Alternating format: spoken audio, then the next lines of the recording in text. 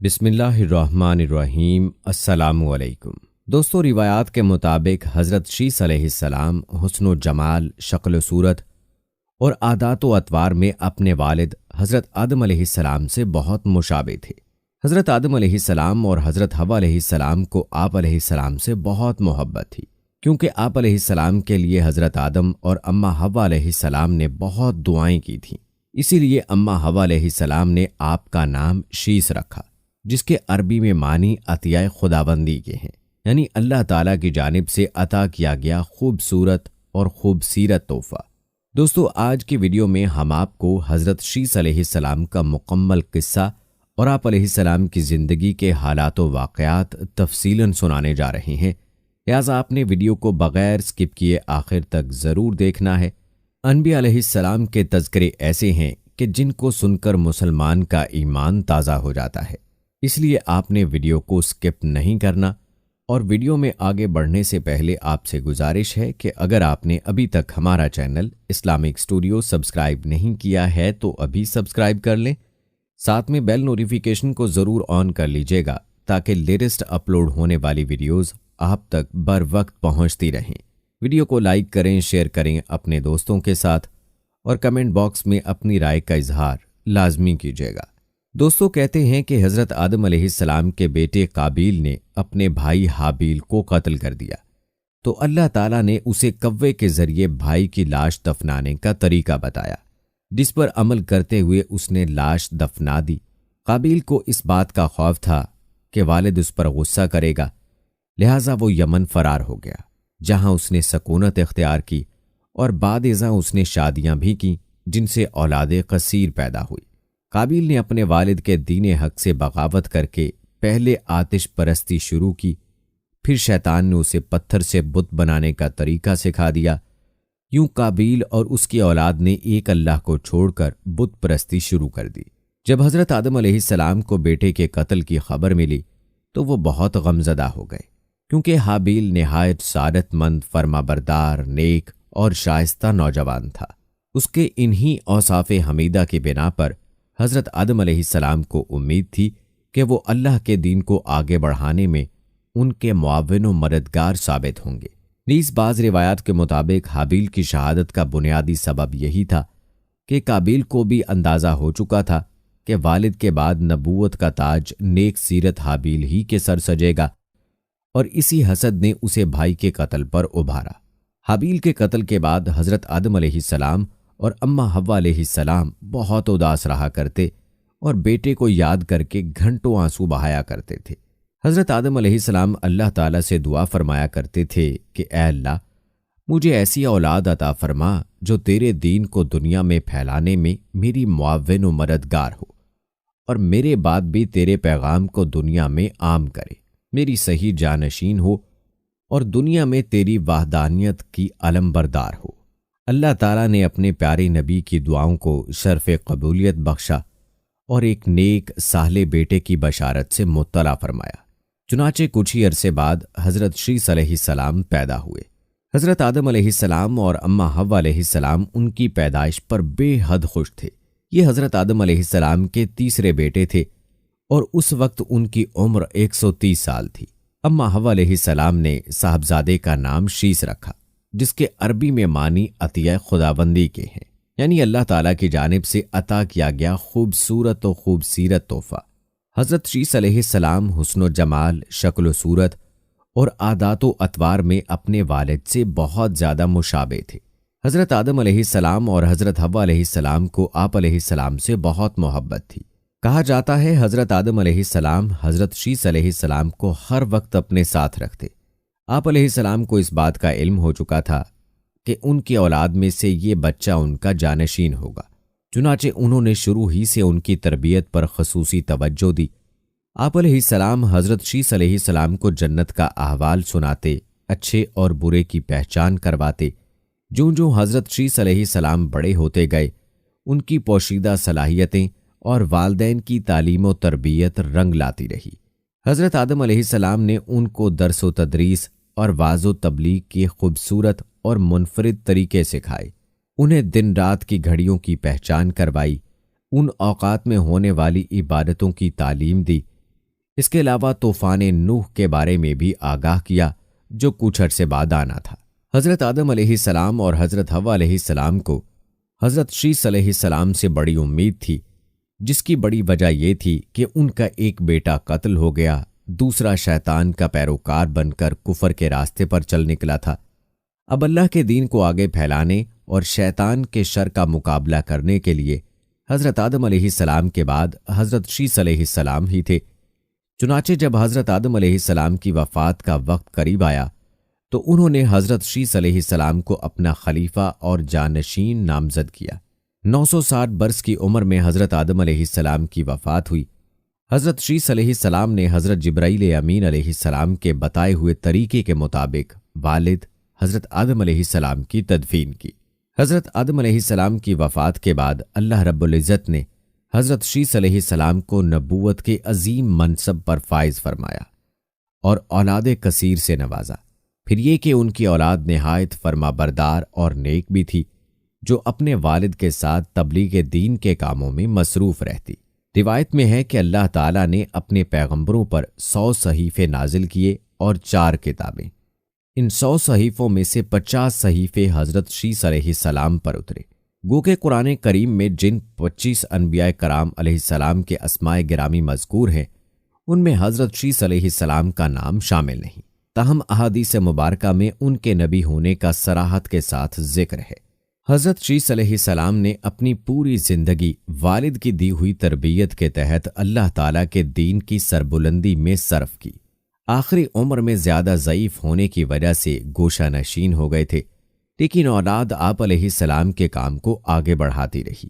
حضرت شیث علیہ السلام اپنے بھائی قابیل کی اولاد کے کفر و شرک میں مبتلا ہونے اور شیطان کا اعلی کار بنے رہنے کی وجہ سے بڑے فکر مند رہتے تھے اور انہیں راہ راست پر لانے کی کوششوں میں لگے رہتے تھے، جنہوں نے اپنے باپ قابیل کی شکل کے بت بنا کر اس کی پوجا شروع کر دی تھی۔ روایت میں ہے کہ دنیا میں موجود تمام انسان یعنی بنی آدم علیہ السلام حضرت شیث علیہ السلام ہی کی اولاد ہیں، کیونکہ حابیل تو محض 20 برس کی عمر میں اپنے بھائی قابیل کے ہاتھوں شہید کر دیے گئے تھے اور انہوں نے کوئی وارث بھی نہیں چھوڑا تھا، جبکہ دوسرے بیٹے قابیل کی اولاد شیطان کی پیروکار، اللہ کی نافرمان اور کفر پر گامزن تھی، جسے طوفان نوح میں غرق کر دیا گیا تھا۔ حضرت شیث علیہ السلام لوگوں کو نصیحت فرمایا کرتے تھے کہ سچا مومن وہ ہے جو اللہ تعالیٰ کو پہچانتا ہو، نیک اور بد کو جانتا ہو، بادشاہ وقت کا حکم بجا لاتا ہو، والدین کے حقوق ادا کرتا اور ان کی خدمت کرتا ہو، صلہ رحمی کرتا ہو، غصے پر قابو رکھتا ہو، محتاجوں اور مسکینوں کے ساتھ حسن سلوک سے پیش آتا ہو، گناہوں سے پرہیز کرتا ہو، مصیبت کے وقت صبر کرتا ہو اور اللہ تعالیٰ کی نعمتوں پر اس کا شکر ادا کرتا ہو۔ حضرت آدم علیہ السلام کے انتقال کا وقت قریب آیا تو انہوں نے بیٹے حضرت شیث علیہ السلام کو اپنے قریب بلایا اور نصیحت فرمائی کہ اے میرے سعادت مند برخوردار، تم میرے جانشین بنو گے، چنانچہ تم تقوی اختیار کرو اور جب بھی اللہ تعالیٰ کا ذکر کرو تو اس کے ساتھ اس کے محبوب حضرت محمد مصطفیٰ صلی اللہ علیہ وآلہ وسلم کا نام ضرور لیا کرو، کیونکہ میں نے ان کا نام عرش پر اس وقت لکھا دیکھا جبکہ میں روح اور مٹی کی درمیانی حالت میں تھا۔ پھر میں نے تمام آسمانوں کا چکر لگایا تو بارگاہ رب العزت میں آپ صلی اللہ علیہ وآلہ وسلم کی شان محبوبیت کا یہ عالم دیکھا کہ نام پاک محمد صلی اللہ علیہ وآلہ وسلم اللہ تعالیٰ کو اتنا پیارا ہے کہ آسمانوں میں کوئی ایسی جگہ نہیں جہاں یہ نام مبارک نہ لکھا ہو۔ میرے رب نے مجھے جنت میں رکھا تو میں نے جنت میں کوئی محل، کوئی بالا خانہ، کوئی دریچہ ایسا نہ دیکھا کہ جس پر اسم محمد صلی اللہ علیہ وآلہ وسلم تحریر نہ ہو۔ لہٰذا تم بھی کثرت کے ساتھ ان کا ذکر کیا کرو، کیونکہ فرشتے بھی ہر وقت اور ہر آن ان کا ذکر کرتے رہتے ہیں۔ قصص الانبیاء میں علامہ ابن کثیر تحریر فرماتے ہیں کہ جب حضرت شیث علیہ السلام کی وفات کا وقت قریب آیا تو انہوں نے بھی اپنے فرزند انوش کو معاملات سپرد کر دیے۔ انوش کے بعد اس کا ولی عہد قینن بنا، اس کے بعد قینن کا فرزند مہائیل ان کا جانشین بنا، اور ایرانی اجمی لوگ انہی کے بارے میں خیال رکھتے تھے کہ یہ 7 ولایتوں کے بادشاہ بنے اور یہ پہلے شخص ہیں جنہوں نے جنگلات کا صفایا کر کے شہروں اور قلعوں کی بنیاد ڈالی، اور انہوں نے ہی شہر بابل اور شہر سوئس آباد کیے۔ ابلیس اور اس کے لشکریوں، جنوں وغیرہ کو بھی مار مار کر انسانی آبادی سے بھگا کر ویرانوں اور گھاٹیوں میں دھکیل دیا۔ ان کی بادشاہی 40 سال رہی۔ جب وفات کا وقت قریب آیا تو انہوں نے اپنے فرزند اخنوخ کو اپنا جانشین مقرر کیا اور انہیں مختلف کاموں کی انجام دہی کے حوالے سے وصیت کی۔ مشہور اقوال کے مطابق یہی اخنوخ حضرت ادریس علیہ السلام تھے، جنہیں حضرت شیس علیہ السلام کے بعد اللہ نے نبوت سے سرفراز فرمایا۔ حضرت شیس علیہ السلام کی وفات 912 برس کی عمر میں ہوئی، اور ان سے منسوب مزارات 3 مختلف مقامات غزہ، عراق کے شہر موصل اور ایودھیا بھارت میں بتائے جاتے ہیں۔ ان تینوں میں سے کس میں حضرت شیس علیہ السلام مدفون ہیں، یہ اللہ تعالیٰ ہی بہتر جانتا ہے۔ دوستو، یہاں تک تو حضرت شیس علیہ السلام کا تذکرہ تھا۔ اب آپ کو حضرت شیس علیہ السلام کی اولاد کے بارے میں بتاتے ہیں، جن کا علم ہونا ہر مسلمان کے لیے ضروری ہے، اس لیے آپ نے ویڈیو کو سکپ نہیں کرنا۔ تو چلیے بات کرتے ہیں شیس علیہ السلام کے بیٹے انوش کی ولادت کی، اور آپ کو وہ وصیت بھی بتائیں گے جو حضرت شیس علیہ السلام نے انوش کو فرمائی تھی۔ میرات الزمان میں مذکور ہے، انوش حضرت آدم علیہ السلام کی حیات ہی میں پیدا ہو چکے تھے۔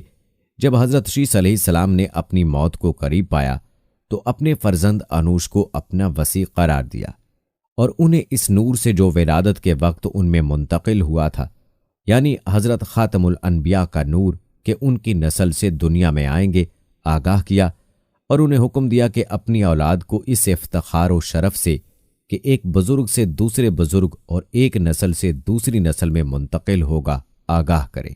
انوش نے اپنے باپ کے انتقال کے بعد ان کے فرامین کی انجام دہی میں بہترین طریقہ اپنایا، اور رعایا کے امور کی تدبیر اور قوانین الہی کے اجرا کے لیے اپنے باپ کے زمانے کی طرح قیام کیا۔ وہ پہلے آدمی ہیں جنہوں نے خرمے کا درخت لگایا اور زمین میں دانہ ڈالا۔ آپ ہی کے بارے میں کہا جاتا ہے کہ آپ ہی سب سے پہلے شخص ہیں کہ جس نے درخت لگایا اور کھیتی کی۔ اور دوستو، آپ کو بتاتے چلیں، خرمہ جو ہے وہ کھجور کو کہتے ہیں۔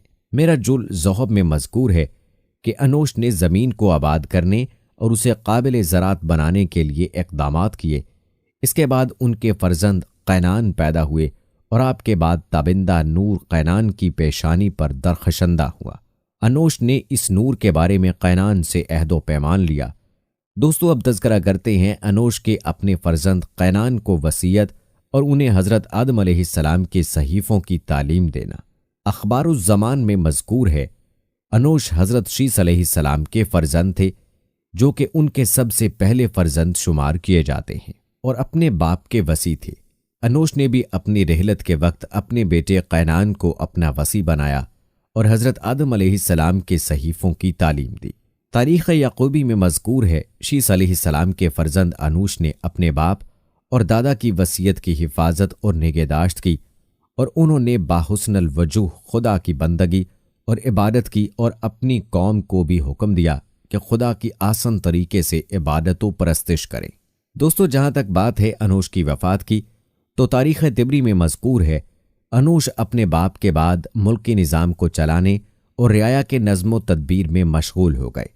جب رحلت کا وقت قریب آیا تو اپنے فرزند اور فرزندوں کے فرزند، پوتوں ماہیل، یرد، اخنوخ، جن کو ادریس بھی کہا جاتا ہے، متلوشے، اور ان کی عورتوں اور ان کے فرزندوں کو بلایا، اور جب سب حاضر ہو گئے تو سب پر درود بھیجا اور ان کے لیے خدا سے برکت کی درخواست کی، اور اس بات سے منع فرمایا کہ ان کے فرزندوں میں سے کوئی بھی قابیل ملعون کی اولاد سے معاشرت اور آمد و رفت کرے۔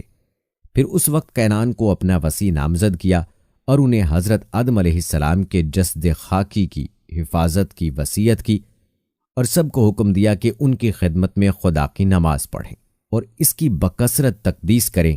پھر اس وقت آنکھ بند ہو گئی اور دنیا سے رخصت ہو گئے۔ دوستو، اب بات کرتے ہیں انوش کے فرزند قینان کی۔ مروج الذہب میں ذکر کیا گیا ہے کہ انوش کے فرزند قینان پیدا ہوئے، جبکہ وہ نور معہود خاتم الانبیاء کا نور ان کی پیشانی میں زوبار تھا۔ انوش نے قینان کے پیدا ہونے کے بعد ان کی جانشینی اور وصیت کے بارے میں دوسروں سے عہد و پیمان لیا۔ میرات الزمان نامے کتاب میں مذکور ہے، جب حضرت انوش کی موت کا وقت قریب آیا تو انہوں نے اپنے فرزند قینان سے وصیت کی اور وہ معود نور قینان میں منتقل ہو گیا۔ انوش نے قینان کو اس راز کی حقیقت سے جو انہیں سپرد کیا گیا تھا آگاہ کیا۔ پھر انوش کے انتقال کے بعد قینان نے باپ کی روش اپنائی۔ مؤلف فرماتے ہیں سر سے مراد وہی حضرت خاتم الانبیاء کا نور ہے کہ جو پے در پے ایک دوسرے میں منتقل ہوتا رہا۔ یاد رہے کہ انوش نے صحیفوں کی قینان کو تعلیم دی اور انہیں نماز قائم کرنے اور دیگر احکام کا حکم دیا۔ اخبار الزمان میں مذکور ہے کہ انوش نے اپنے فرزند قینان کو اپنا وصی مقرر کیا اور اس سے پہلے حضرت آدم علیہ السلام کی صحیفوں کی تعلیم انہیں دے چکے تھے اور زمین کے ٹکڑوں اور اس بات کو کہ کون کون سی چیز ان کے اندر ہے ان کے لیے بیان کیا۔ انہوں نے قینان کو حکم دیا کہ نماز قائم کریں، زکوٰۃ دیں، حج بجا لائیں اور قابیل کی اولاد سے جنگ کریں۔ قینان نے حکم کی تعمیل کی اور باپ کے دستورات کا اجرا کیا، اور قینان نے اپنے فرزند ماحیل کو وصیت اپنی دنیا سے رخصت ہوتے وقت وصیت کی، جیسا کہ تاریخ یعقوبی میں مذکور ہے۔ قینان ایک خلیق ملنسار، اہل تقوی اور پرہیزگار انسان تھے۔ اپنے باپ کے بعد وظائف کے انجام دینے کے لیے اٹھ کھڑے ہوئے اور اپنی قوم کو خدا کی اطاعت و فرما برداری اور اس کی عبادت کرنے اور حضرت آدم اور حضرت شیث علیہ السلام کی وصیتوں کی پیروی کا حکم دیا۔ اور جب قینان کی موت کا وقت قریب آیا تو ان کے فرزند اور فرزندوں کے فرزند یعنی پوتے یعنی ماحیل، یرد، متلشے، لمک، ان کی عورتیں اور ان کے بچے ان کے پاس جمع ہو گئے۔ قینان نے ان پر درود بھیجا اور ان کے لیے خدا سے برکت کی دعا کی۔ پھر اس وقت ماحیل سے وصیت کی اور انہیں حضرت آدم علیہ السلام کے جسد خاکی کی حفاظت اور نگہداشت کا حکم دیا۔ پیارے دوستو، یہ تھا تذکرہ حضرت شیث علیہ السلام اور ان کی اولاد کا، جو کہ اللہ تعالیٰ کی طرف سے حق پر قائم رہے، اور پھر انہی کی اولاد سے اللہ تعالیٰ نے آنے والے انبیاء کا سلسلہ چلایا۔ ہماری آج کی اس ویڈیو کو آپ نے اپنے حلقہ احباب میں ضرور شیئر کرنا ہے۔ امید کرتے ہیں دوستو کہ ہماری آج کی یہ ویڈیو آپ کو بہت پسند آئی ہوگی۔ اس ویڈیو کی پسندیدگی کے اظہار کے لیے اس کو لائک کریں، شیئر کریں اپنے دوستوں کے ساتھ۔ مجھے اگلی ویڈیو تک اجازت دیں۔ فی امان اللہ۔